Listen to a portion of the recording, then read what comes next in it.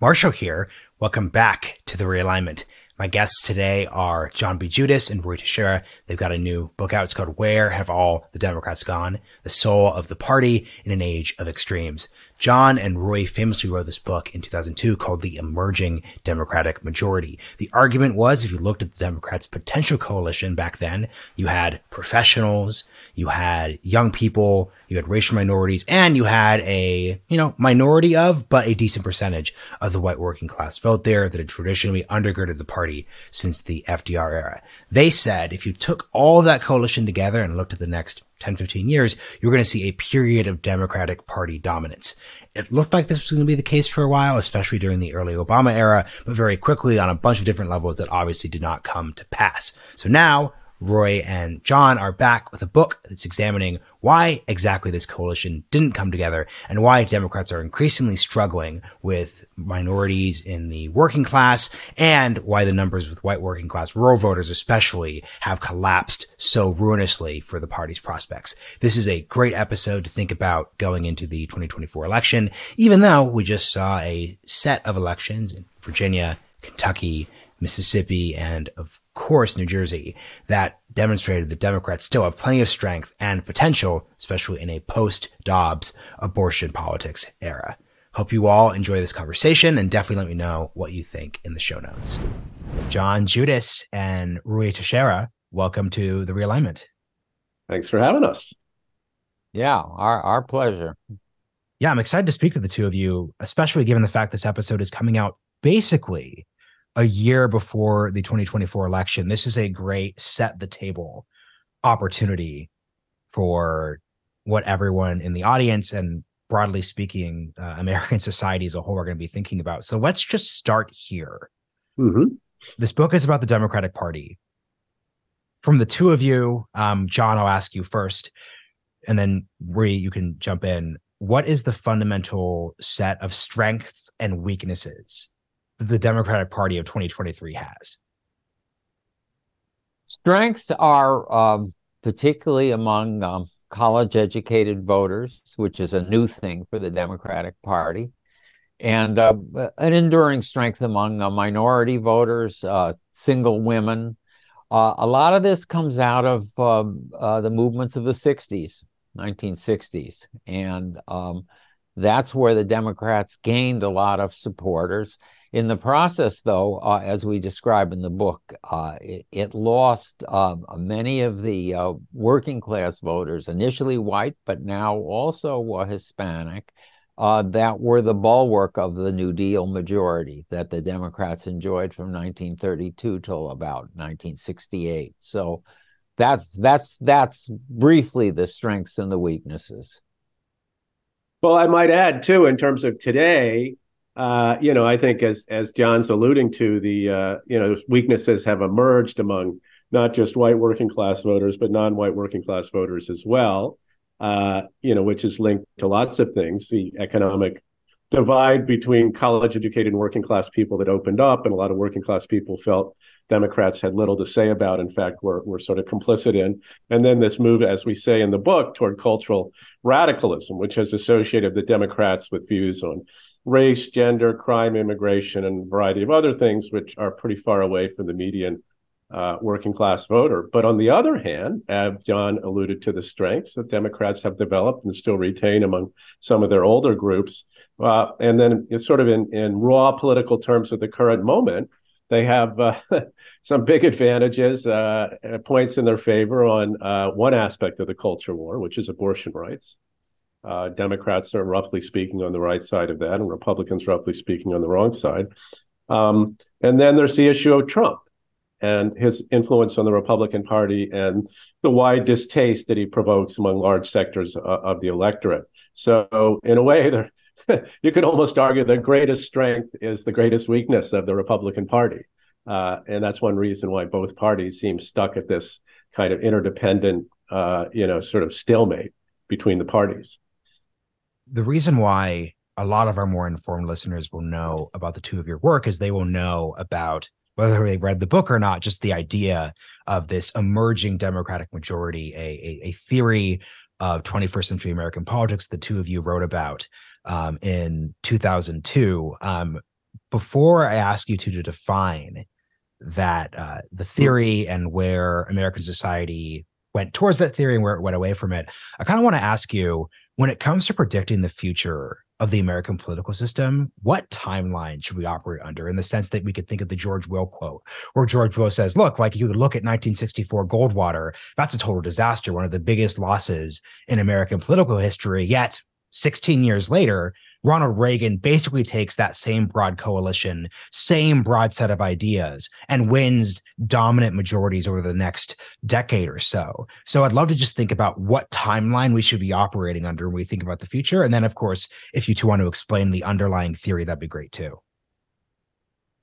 Well, in terms of timeline, when we wrote the Emerging Democratic Majority in the early 2000s, and a lot of the ideas came in the late 1990s, we were thinking about the end of that decade. And when the Democrats won back the House in 2006, we thought the time was coming. And then when Obama won and got what seemed like a cloture-proof majority in the Senate, we were hailed as seers, because that's pretty much what we predicted. But our timeline as it stands wasn't long enough.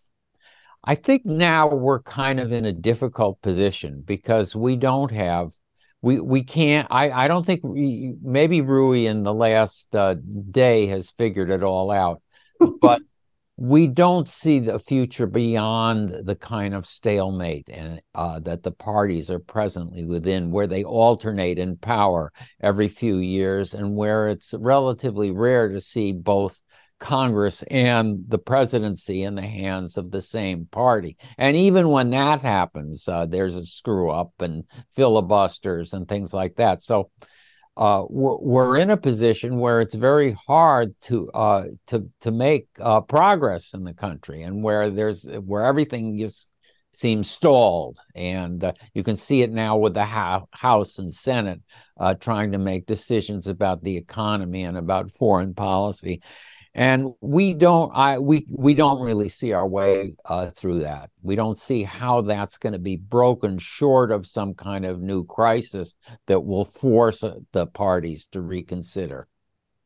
Yeah, predictions are always tough, especially about the future. And I think we've learned that from our previous book, and indeed everyone should learn that from life.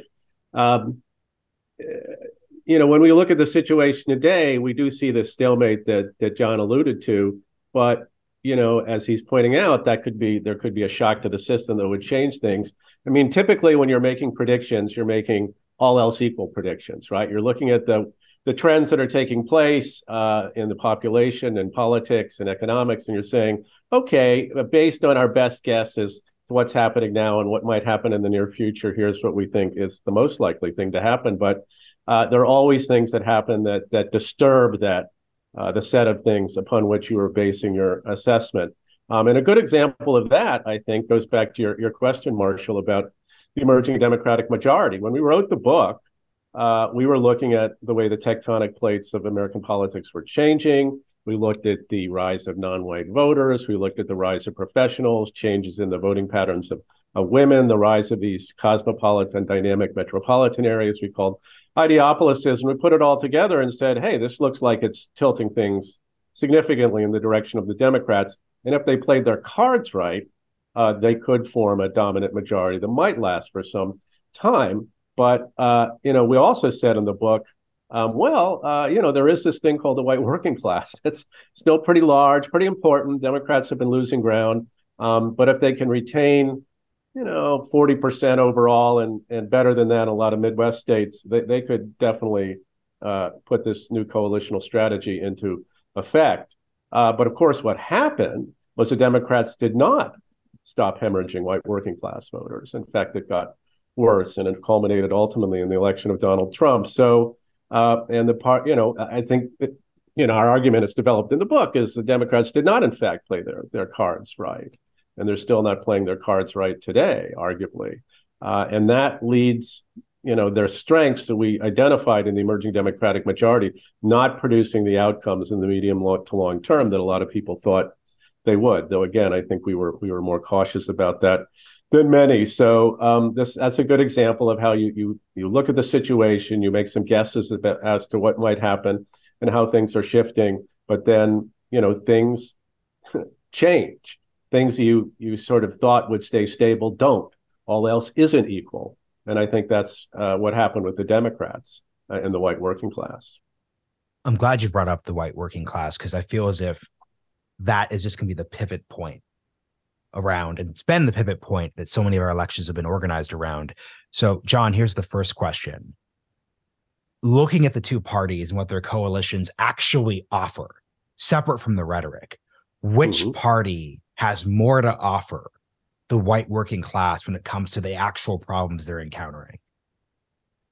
Okay, well, I'm going to little steer around the end of that question because there's a point that I think we haven't made clearly that intersects with the questions about the white working class, which is that what we call in the book the Great Divide. So you don't just have the country divided in terms of class, but you have the country divided in terms of region and economic geography.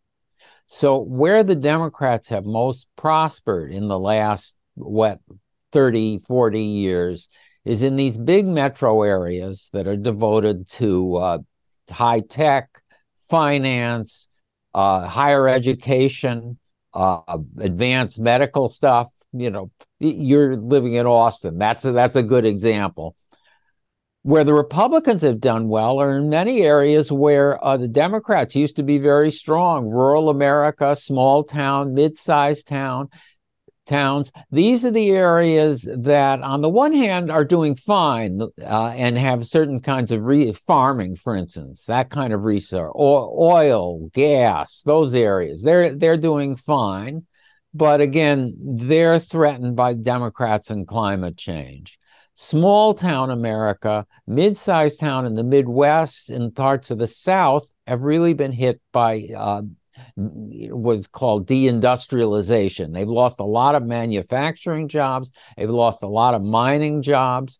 And the Democrats, willy-nilly, though their policies weren't that different from the Republicans, became very much identified with neoliberal policies that encourage this kind of deindustrialization. Free trade in particular, not open borders, but a lax attitude towards border security and towards the presence of illegal immigrants within the United States who were competing for jobs with people who were had only for instance, a high school education, or who had gone to college for 2 years and dropped out. So in that sense, you have this big regional divide. And the Democrats are held responsible, I think, by a lot of voters for policies that widened it and were at the detriment of the people in those areas. In the some of the high tech towns, really the Democrats get the white working class vote too. I mean, in say Portland and its suburbs, if you look at the workers who work there at Intel. So it's not you have these two different divisions that are superimposed on each other, white class and economic geography. So you really have to look at both. Just one final point. I think one of the problems that the Democrats have had is not recognizing that they themselves are protagonists as well as antagonists in the culture war that it's been going on. So, going back to the 90s, the 80s, rise of the moral majority, the Christian coalition, Democrats said, well, there were all these crazy right-wing religious people in these parts of America, and they're fooling the people there who's economically should be on our side. But, we're very tolerant, and, what's the problem? I think a lot of people in those areas see Democrats themselves as intolerant, as having their own kind of special language, like Latinx, for instance, or, whatever, vaginal people, as having a kind of insular culture and language that discriminates against them and doesn't recognize faith, family, nation, all these kinds of things. So you get a split between ways of life that's superimposed again upon this great divide, and that again reinforces the departure of a lot of white working class people on one side of this great divide from the Democratic Party. I mean, the Democrats used to be really strong in rural areas. That used to be, one of the hearts of the party, but no more. Yeah, I mean, it really raises a question. What do we mean when we say, or when people allege, as a lot of people in the Democratic Party still do, our party, why do people vote against their interests? Our party is the one that stands for the interests of lower income working class people. So what's wrong with these white working class people? People look at interests in different ways, right? If someone doesn't appear to share their values, aren't promoting them, and are, as John's pointing out, seem intolerant toward their way of life, well, why is it in their interest to vote for those people? And then when they twin to that, when they're on one side of the economic and geographic divide that over time they feel has really disadvantaged them, and Democrats have favored policies like financial deregulation, free trade, open immigration, that they feel have also hurt them and aren't in their interests. Democrats can talk all they want about how we have all these terrific policies. Please read our 500-page program, and you'll see that we in fact are the party that's in your interest. But that's not how people work.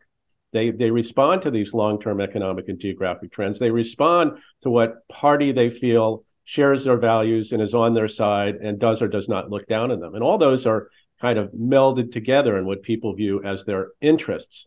And if you do that, if you take that perspective, I think it becomes less mysterious why white working class people and increasingly non-white working class people might question whether the Democrats' interests and theirs really do coincide. So let me rephrase the skirted around question around whose policies are best in the interest of the white working class, because what I would set up here is that we've effectively run an experiment because Trump didn't win re-election.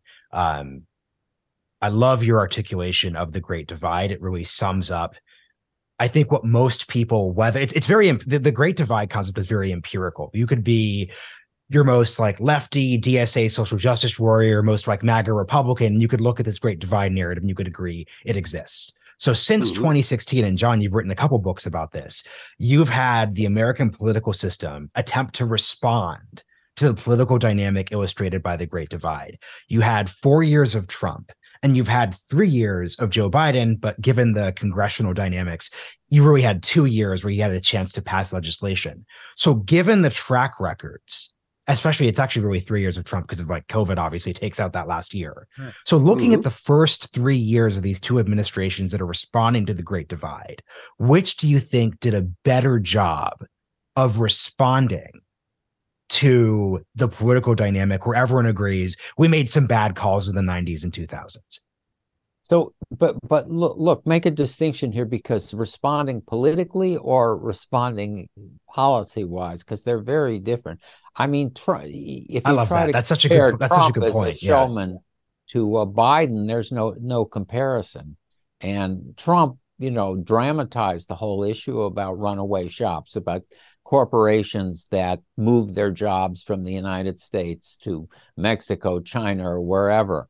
But his actual policies didn't do that much about it, whereas Biden, to a much greater extent, actually addressed those problems in the various proposals that he put forth and that passed Congress. So again, I think you have to make a distinction there. Yeah, no, I think that's right. But I think another thing that further complicates this, if we talk about who did a better job, as these voters might perceive it, voters don't necessarily evaluate administrations on the basis of their policies. They evaluate on the basis of their outcomes. And the fact of the matter is that if you compare the economic performance for working class people, the pre-COVID performance of the Trump administration and the 3 years of Biden, it's actually people did substantially better under Trump in terms of progress in median family income, in terms of real wages. It was a pretty good time as far as a lot of working class people were concerned, and they're much less enthusiastic about the Biden economic performance, where real wages are still lower than they were when Biden took office, and where median income actually went down 5% in his first 2 years. So those are, and of course the inflation spike is huge. I mean, that's what's kind of causes this difference between the Trump and Biden administration economic performance, despite the tight labor markets under Biden. People really hate inflation, and they hate it when they don't think their wages and incomes are keeping up with the cost of living. And that has been a killer for the Biden administration, why a lot of working class people, when asked to evaluate Trump versus Biden in terms of their performance on the economy, they give the nod to Trump. So that is a further thing that complicates, who did the best for working class people. I mean, Trump didn't cause the economy to produce the performance it did, but he did preside over it, and that makes a difference. Man, that's fascinating. So here, and I'm asking you these specific questions because I have a more of a decent listenership of like the up and coming 20 and 30 something Democratic Party class. So I'm trying to echo how they're thinking about these issues. Mm-hmm. The two of you have presented a problem. And John, once again, I really appreciate your point about the difference between policy and politics. But like reading the book, when you're critiquing the neoliberal era of the Democratic Party and saying things like Bernie Sanders was prescient in focusing on not accepting permanent trade relations with China, voting against the WTO consensus, et cetera. Those were policy level decisions, which then 20 years later, Bernie gets policy credit for. So I guess what I'm trying to ask you is, like, on the economic front, what is a Democrat to do? Because I think 20 years from now, Democrats could say, hey, we accepted the Trump consensus on China and made a variety of decisions when it came to manufacturing and regionalization that are going to pay off, but that's clearly not going to help you if inflation's the issue you're actually facing. And if anything, a lot of the like Obama deficit fear-mongering of the 2010s actually probably would have been a better short-term political response in the early 2020s if they used inflation. So I'm just kind of asking you two, like, how should Democrats think through the difficulties of that dynamic?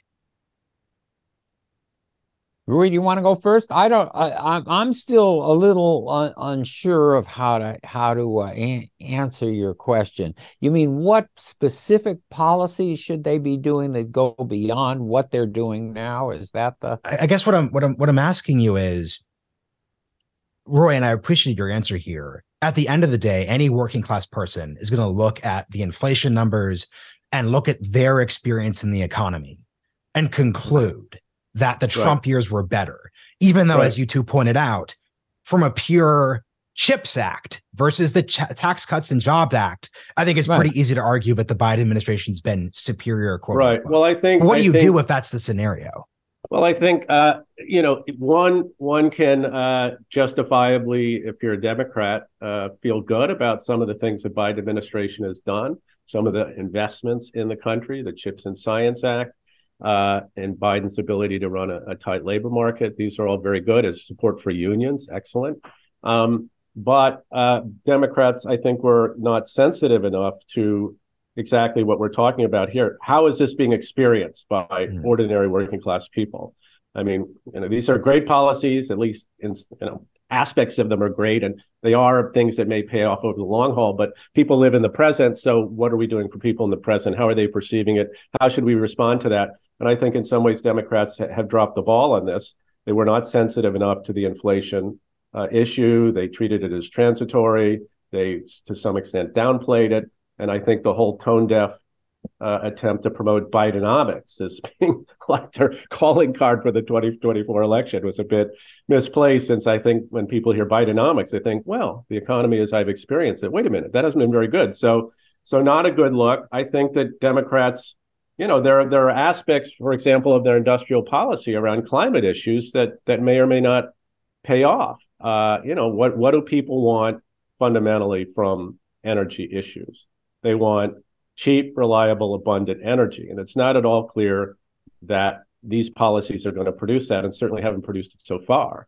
So Democrats sometimes get confused between their own priorities, particularly the college-educated liberals and elites that dominates the party, and those of ordinary working class people for whom, fundamental issues of prices, and sort of their daily life take precedence, and they're not committed to, sort of stopping global boiling or whatever, right? So these are things that cause Democrats problems when they take their eyes away from the fundamentals of how people experience life and what their fundamental priorities are, and instead place their bets on things that people don't understand or don't care that much about. They may not even turn out that well.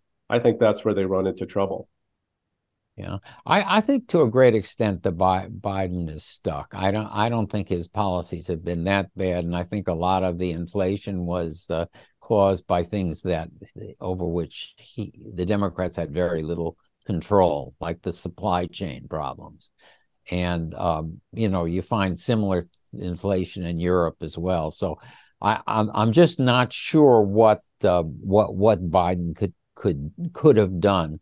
And I think a lot of the problem that he's having, now we're getting into politics, is the problem of it's a Freudian problem. This is Ruy and I, and this is one thing we don't agree with, but it's Americans. You mean Freud, that meretricious hack?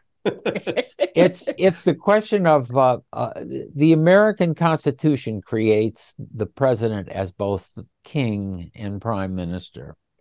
And it's a role of the father as well as the administrator of the Congress and the person who does the legislation. And Biden just doesn't play that role very well. And it's really hurting him. So if he advocates the same things that Trump advocated, let's say, again, about the multinationals moving overseas or made in the USA, people just don't hear it the same way. They don't hear it as clearly. And I think that that's a tremendous, I think that contributes tremendously to the problems that the party and that Biden is having right now, especially with young people. I say it is a psychological dimension of our politics, that people do want a vibrant father figure. They do want somebody who's dynamic. And Trump is almost the same age, but, plays golf, he runs around, and the way he speaks and stuff like that. And I think that that's a lot of Robert Kennedy Jr.'s appeal among the young as well. So, again, I'm getting away from the specific policy, but I think that what we have, part of what we're saying is that a lot of Biden's policies really have spoken to problems that Trump itself was articulating, but didn't really deal with. And to the extent that Biden failed, a lot of it was from having a very tenuous coalition. I mean, there's crazy things like this carried interest rule that allows hedge fund managers to get away with murder and taxes. They don't have to treat their income as income. And Democrats have been trying to get rid of that for years, but Biden failed, and he failed because of Christian Sinema, and a few other people. So again, it's the politics and the policy are very much intertwined, and the problem the Democrats are going to have is that they don't necessarily have a strong bench behind Biden that's going to be able to carry forward and make the case that their policies will actually benefit people more and working people more than some of the Republican policies. So again.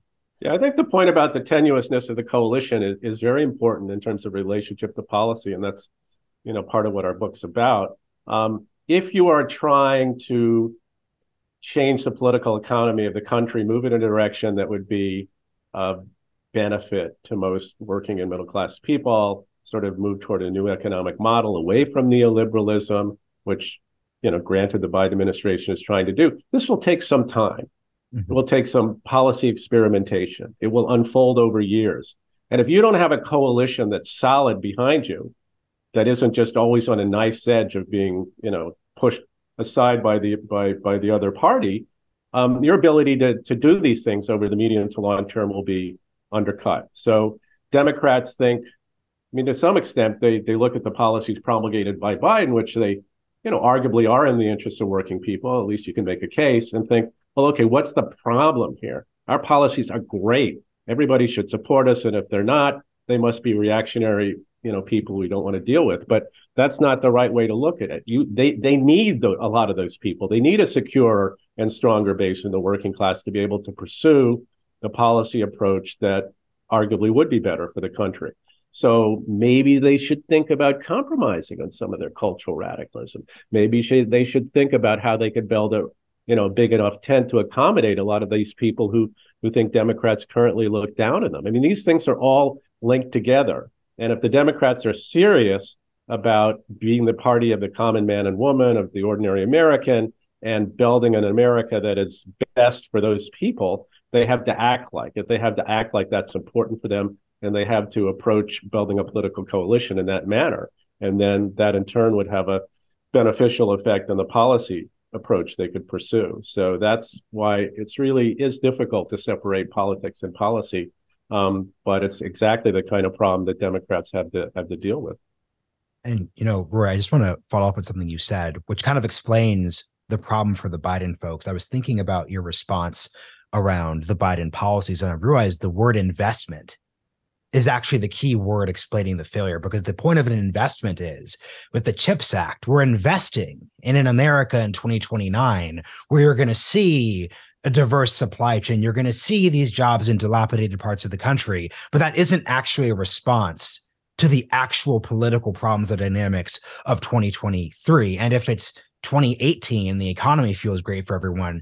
If you talk about investments, people are going to read those investments as reflecting the underlying goodness that they feel about the economy. But if they feel off, that's not going to work at the political level. So I want to respond, yes. Having said that, respond very directly to the question around cultural dynamics and what the Democratic Party should do.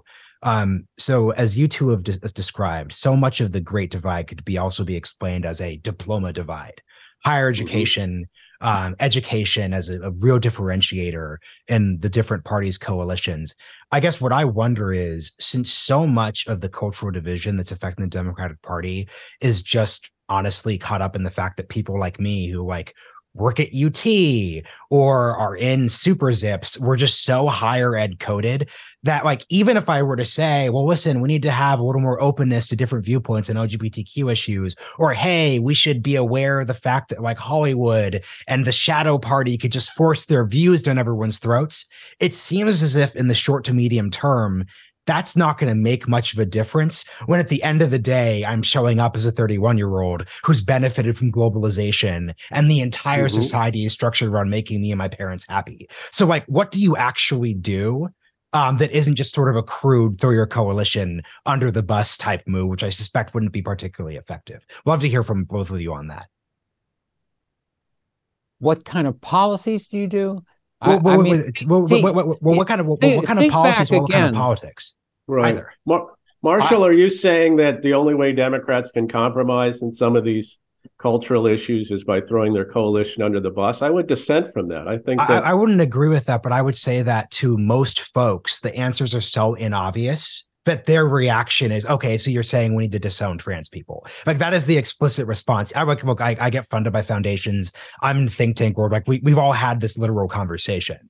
That is their reaction to what I just said and what you just said. So I'd love to hear what the response to that is. I mean, let's just talk about the way changes could be made in the party and go back to the 1980s. Democrats lose to Reagan twice, landslide loss. Then they lose to George H.W. Bush, even though Dukakis is 17 points ahead in the summer of 1988. And they're forced to reevaluate at that point.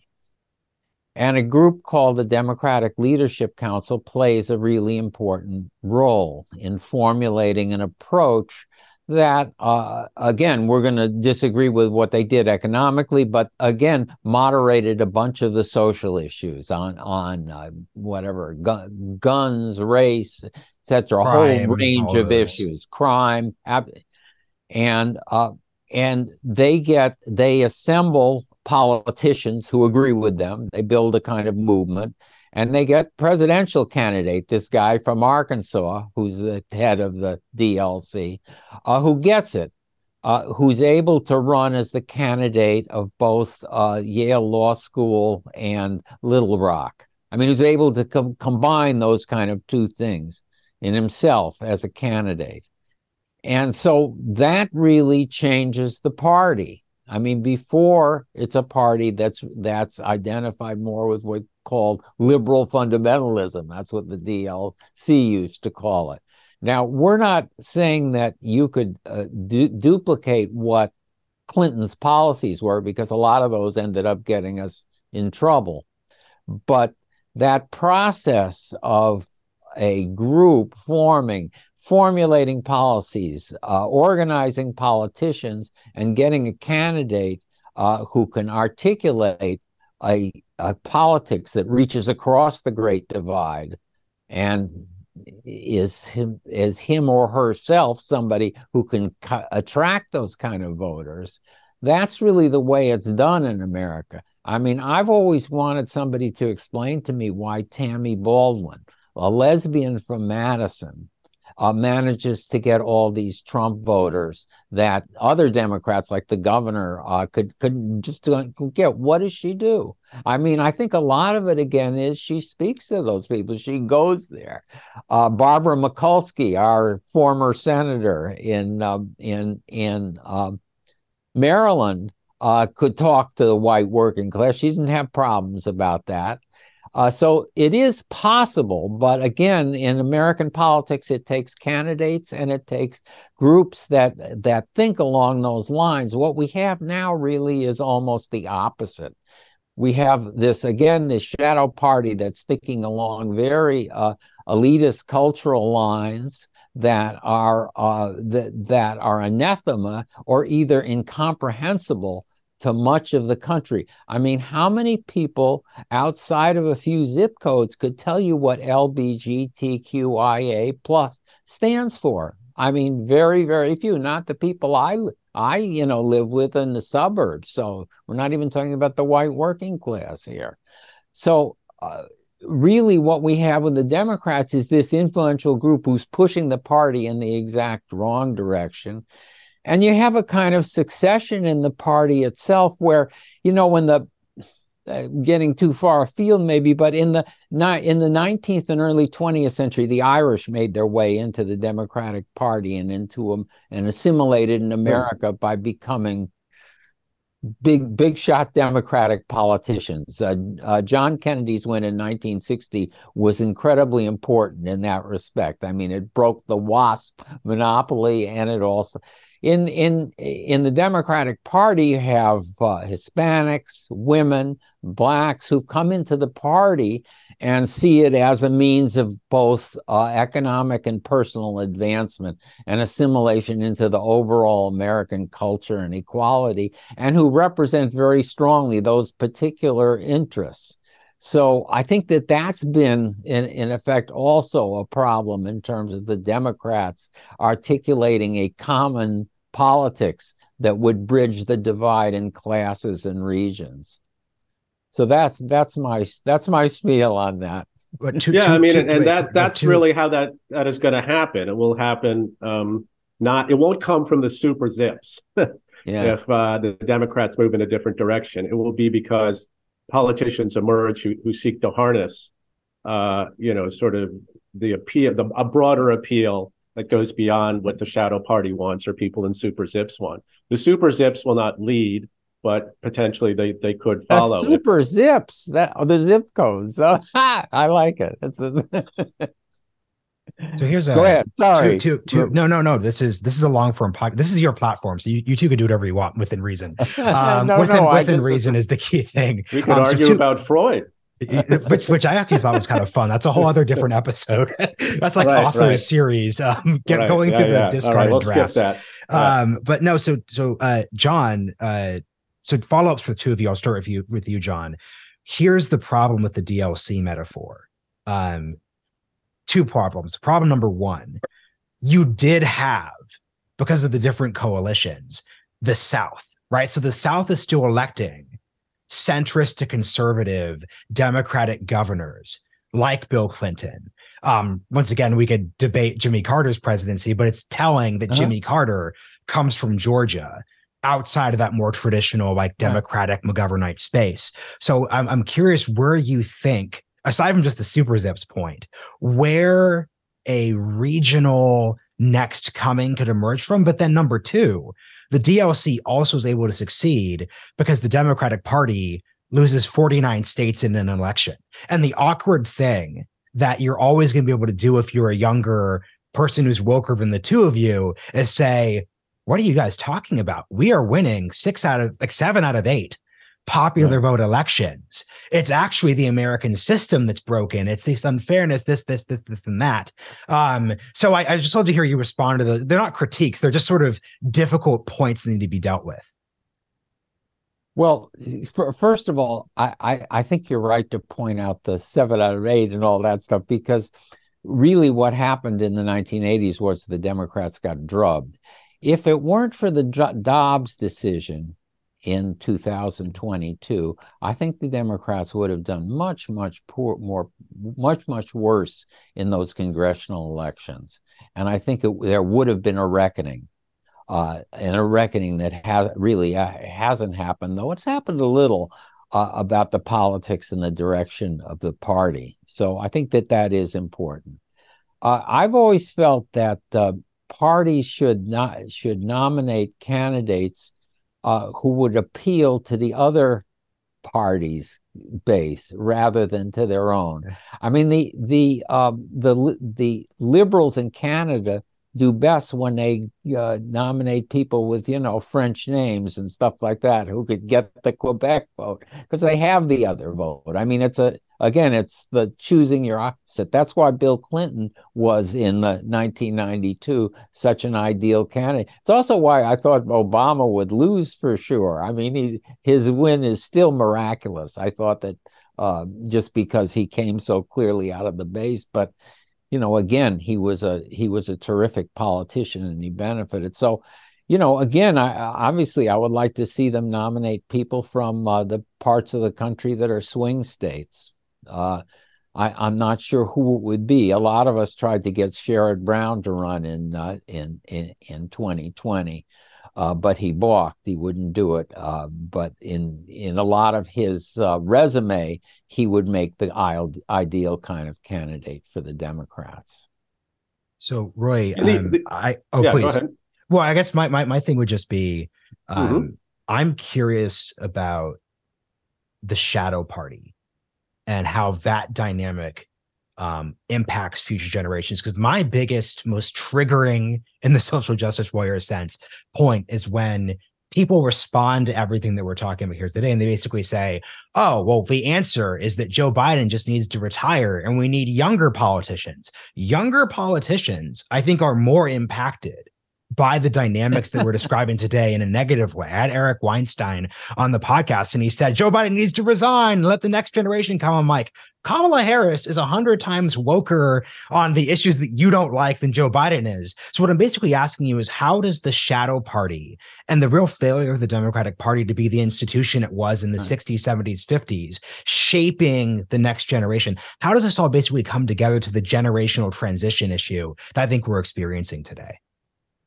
Well, I mean, it's not like all of the it's not like all of the younger politicians are super woke. I mean, I think Kamala Harris is sort of a impressively bad politician in a retail sense. So I'd sort of leave her aside. I think that's right. She's certainly woker than we are in the way she presents herself. Though it's interesting to note that back in her California days as a prosecutor, she was actually saying a lot of the same things we'd say. She just give it up on it. But you look at some of the governors like Josh Shapiro and Gretchen Whitmer, Jared Polis. These are people quite capable of kind of promulgating the kind of politics we're talking about. You look at someone like Richie Torres as opposed to AOC.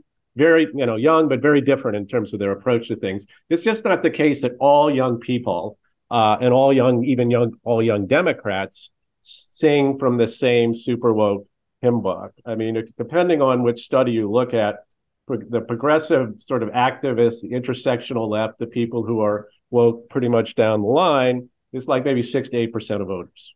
So this is not an immense group, even within the context of the younger generation. So, but I do think, it kind of gets back to what you're saying about the shadow party. those people, that 6 to 8%, those people who are down the line progressive activists, they punch way above their weight in terms of their influence on the party, in terms of their influence on politicians, in terms of their influence on the culture. As I sometimes put it, they control the commanding heights of cultural production. And that is something that had a huge impact on how people view politics, view the Democratic Party, and indeed even on people within the Democratic Party orbit, because they think that's what we're about. That's what we need to respond to. That's what all the kids are into. But that might not be true. All the kids who are getting the foundation grants are maybe into something, but that's not quite the same. That's not quite the same. Not quite the same. No, I'm going to strengthen your point, Marshall, because I think that, again, the reason why something like the DLC could succeed in the 1980s and early 1990s was that the internet didn't exist as a major public institution. I mean, it existed, but the World Wide Web didn't exist. Mm-hmm.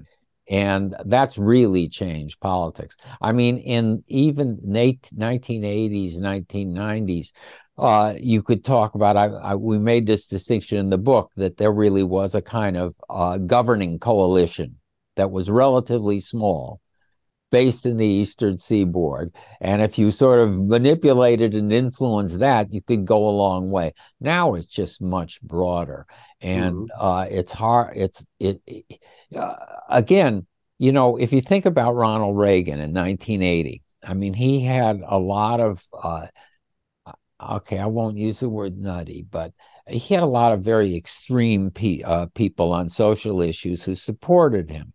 So what did he do? He appointed a few people like assistant deputy secretaries of education, and they were heard from in the Faith and Freedom Coalition or whatever you have. I'm just making up the name of a group. And they got very excited, but nobody else heard about him. Go till now, you have Biden, and he has a particular position, let's say, on transgender, and he appoints one person, Rachel Franklin, in the Department of Education, and she makes a bunch of speeches, and it's all over the internet, Fox News, and that becomes the position of the Democratic Party. Even though if you polled Democrats, as Ruy,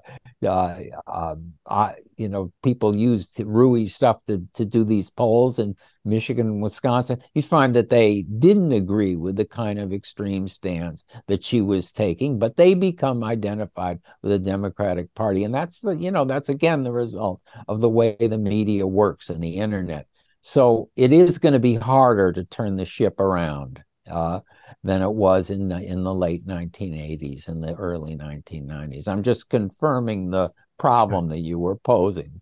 Yeah, this is definitely a podcast that, and once again, this is where genius level politicians have to come in. I think it's helpful for us to raise the problems and the dynamics that need to be solved. And it's the key task of a Reagan or an FDR or a Clinton to actually solve those. So I want to end on two last big questions. So we'll do them one at a time. First question. The trends in this book are so deep that like nothing here is going to shift the result of the 2024 election. I think the reason why this book really matters for folks is that 2028, whether Biden wins or loses, is going to be an open contest, almost certainly, especially given Kamala Harris's specific weaknesses as a presidential candidate. So, in that context, what would be the piece of advice for the two of you, as we're certainly going to see 20, 30, maybe even 40 Democrats over the next 5 or 6 years? 40. So I'm like, if we do the math, I think the number gets to 40. There's going to be upwards of 40 candidates, especially if everyone has a podcast now. It's going to be pushed even higher. What is your pitch for a conceptualization of what a winning, victory-minded coalition looks like? Because the old pitch was basically, listen, because the country's changing and because the country's browning and Republicans are so outmoded, we're just going to win almost by attrition. That's kind of a parody, but that's not untrue. What would be your counter pitch for how Democrats should think? Yeah, well, our pitch would be that ain't going to work, and it hasn't worked, and it's time for a rethink. I mean, demographics are not destiny. There are certain ways the population is changing that all else equal should benefit the Democrats, but all else is not equal. And in fact, Democrats have had their greatest success when they have plausibly presented themselves and in fact were viewed as the party of the people, party of the common man and woman, the ordinary American. And that's your lodestar. That's what you have to reach for. Democrats need to get back to the sort of, not the policies of the New Deal, but the approach of the New Deal, which was economically liberal in terms of being in the interest of working and middle class people and was perceived as such, but also culturally moderate to conservative. Remember FDR, sort of they associated the Blue Eagle with their New Deal policies and the WPA. The Christmas tree on the mall, Thanksgiving. I mean, it was very patriotic. Americans are all in this together. We're a great country. We celebrate together. We are together. And we're your party. We're your party down the line. Policies, values, culture, whatever. And I think that's the lodestar. You have to get back to that. And you have to figure out how to get there. And that's where our genius politician would come in. But relying on the previous formula that you mentioned, Marshall, the country's changing. We're on the side of history. We're going to win. I think that's a loser. Yeah. I would say economic nationalism is very important. Getting Americans building things again and not simply relying on factories overseas to do it. That would be one of the main things that I would stress. Universal programs, not programs that are simply targeted at either the poor or minorities, but ones that will benefit everybody. Again, Obamacare, the problem was it actually did raise premiums for people who made over $60,000, many of whom fit into this white working class profile. It wasn't in that sense a universal program. And if you look at the New Deal programs and why they succeeded, that's a lot of the reason why. And if you look at the Democratic programs from the 60s on, a lot of the reason people are skeptical of them is they're programs where the middle class felt that it was having to pay for the poor, that, in other words, they were having to make sacrifices. I think you can do better if you get programs that help everybody, and that people can see them as being beneficial for themselves as well as for other people. So I think that's key to the approach that the Democrats have to take. Closing question. The two of your first book involved the term majority. You two pointed out at the start of the episode that we've just had a pinging back and forth between both parties. Neither side is capable of forging a majority in the FDR or Reaganite sense. Do you think the prospects are strong in the next decade or so for either party finding a way to pull it off? Ooh, yeah. I mean, that's a toughie. When we're talking a decade out, that's actually a lot of time in politics. I mean, I think in the short term, we're both pretty pessimistic. We're going to see much. I mean, over a decade, who knows? I mean, I do think that John and I say this in the book, that we're a little bit more hopeful about the Democrats than the Republicans. We think they're in a better position to do this, and we'd certainly, just speaking personally, prefer that. But I think it's dicey for both parties in the next cycle or two. But 10 years out, who knows? Yeah, I wouldn't ignore some of the younger Republicans, Vance, Hawley, Rubio, etc. They're beginning to sing a tune that's very close to us on economics and on economic nationalism. And, you had both Hawley and Vance supporting the UAW strikers, which is just inconceivable, 20, 30, 40 years ago for a Republican. Well, at least for somebody who identified as a conservative Republican. So again, that's a possibility, but the Republicans are also the party of business. They're also the party of social radicalism on the right. So again, I think with both parties, you have these competing factions. We felt in terms of its heritage and its its overall history, the Democrats would be better positioned. But, we could have a miracle. We could have the Republicans themselves become the party of the people in 10 or 20 years. So that is an excellent place to end it. Thank you so much for joining me on The Realignment. Thanks for having us, Marshall. Sure.